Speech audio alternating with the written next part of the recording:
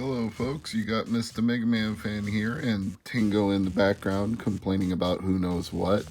Can't be his litter because I cleaned it, can't be his food because I fed it, can't be his love because I gave him a good rub down, so I think he just wants to be heard.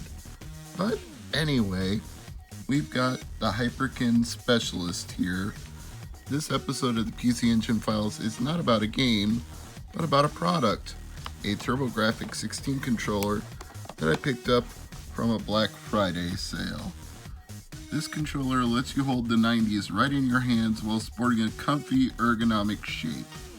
I'll be the judge of that. I'm not taking their word for it. We're going to actually try it out in this video, but first things first, we need to unbox it. And to do that, I got to break these seals. So, where is my knife? I have one around here somewhere. Maybe I can just split it with my finger. Or you know what? I might even be able to just peel it up. This looks like one of those ones you can peel. So I'm going to give that a shot. Maybe I don't have to cut it at all. Alright folks, as you can see here, I've managed to peel up the two seals that were on either side of the box. It's a little bit of residue left. That's not so bad. A little bit of Goo Gone could remove that if I really want to. At least it didn't tear anything or rip anything, so that's a plus. Now we should be able to get this box open with hopefully not too much effort. Now we can proceed inward to the contents of this Hyperkin Specialist for TurboGrafx 16, which again I have to say kudos. I mentioned this in my FX Pack Pro video, but anybody making a TurboGrafx controller in this day and age is to be commended because it is now such a boutique, nostalgic system. It didn't sell well back in the day. PC Engine sold better in Japan, but those controllers aren't compatible without an adapter, and they're no cheaper than the North American counterparts, so I am hugely grateful that somebody is making these in 2021. So if you want to follow them on social media, there's all of their information. And also I bought this from StoneAgeGamer.com. This is not sponsored by them, and I owe them nothing but my thanks because they were doing a Black Friday sale and this was one of the items that was marked down, so I took advantage of it while it was at that price. And believe it or not, it actually includes a PC Engine adapter, so if you have a PC Engine, you can use it with that. So not just for TurboGrafx. Why they couldn't have made the pinout the same on both systems, I'll never know. Well, the turbo switches for 1 and 2 seem to be nice. The run and select buttons feel fine. The D-pad is adequate. I wouldn't call it perfect, but it's clicky and responsive, or at least it is as I'm trying it right now. How I'll feel once I actually plug it in, that's another matter. Seems like it has a decent length cord. You know what, I'm going to pause it for a second, unwrap this cord, and then I'll compare it to the length of my actual TurboGrafx control pad. We'll see which one has a longer cord. Hang on just 1 second. Okay, I think it's pretty obvious that the Hyperkin controller is longer. This one goes down to here, and I've still got a few more feet of length that isn't even uncoiled. As you can see,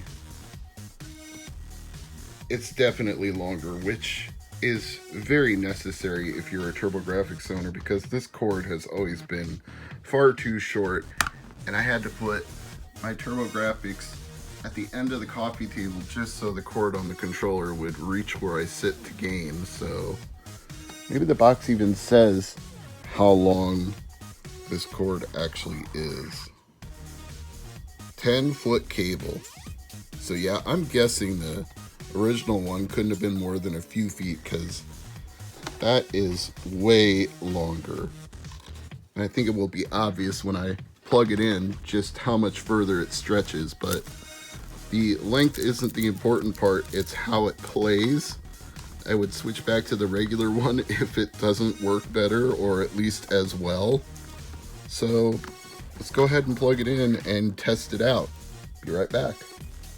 Okay, now it should be painfully obvious how much longer this cord is, because see, I still don't have it stretched taut to the fullest length, and I was able to move my TurboGrafx 16 back a couple of feet, and it's not tugging on it at all. I've still got loose length. I'm not pulling the console forward or off the coffee table, which with the old controller cord I could not have done. I had to set it all the way at the edge of the coffee table and put a very long HDMI cable out the back of the Super HD System 3.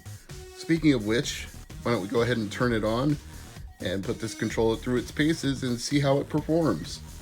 Now obviously the dream would be to have a wireless controller and have no cord whatsoever, but I'm not sure there are enough TurboGrafx 16 owners in North America, let alone Turbo Duo or even PC Engine, to justify a wireless controller, particularly a 2.4 gigahertz and high performance model that doesn't have a bunch of lag. Oh, I need to relabel that. I made a typo when I entered the name. Well, so far, surfing through the menus, it seems responsive, pretty fast. I can rip through these menus if I hold it down. And let's make sure all the buttons work. The options menu.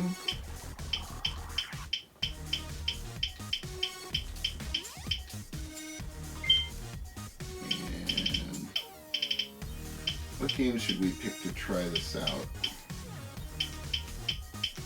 Let's go with a couple of old classics. I feel like playing a little Bonk's Adventure and a little Bonk's Revenge. That should give me a good feel for this controller. I apologize if the colors look a little washed out. Unfortunately, I don't have any way to capture the HDMI out directly. No capture card, no capture device. So I just had to point a tripod at it, and I couldn't seem to get the white balance right, because every time I would white balance it for the Super HD System 3 main menu, it would be off again when I would play a game, and vice versa. It's like it tries to auto rebalance and then it doesn't keep the same level from one to the other. I'm not a camera expert, so somebody can probably tell me what the issue is here, but suffice it to say, I found the controller is just as good as my original TurboPad, maybe even slightly better because it isn't worn in over time. I didn't have any issues with having to unplug it and plug it back in, which I sometimes do with the original controller when one of the buttons isn't responsive. This one just worked right away when I plugged it in. Every button, every D-pad input was correct. Every movement I made happened when I wanted it to. No delay, no lag, no missed inputs of any kind. I felt like the Hyperkin was as advertised, the feel of the 90s in your hands. You won't see it in this footage because I gave up on the white balance issues, but I also did some Gradius and Lords of Thunder and R-Type, and I felt like the turbo switches were very functional, easily comparable to the original TurboPad controller, because I would set them on 2.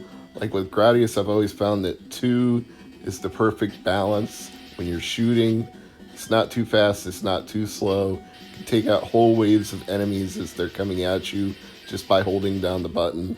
3, it almost overdoes it, because then you get really fast sporadic bursts and pauses between each burst, whereas 2 is a more consistent stream of bullets. So I'd go with 2 on most shooter games, but your mileage can vary depending on which one you're playing.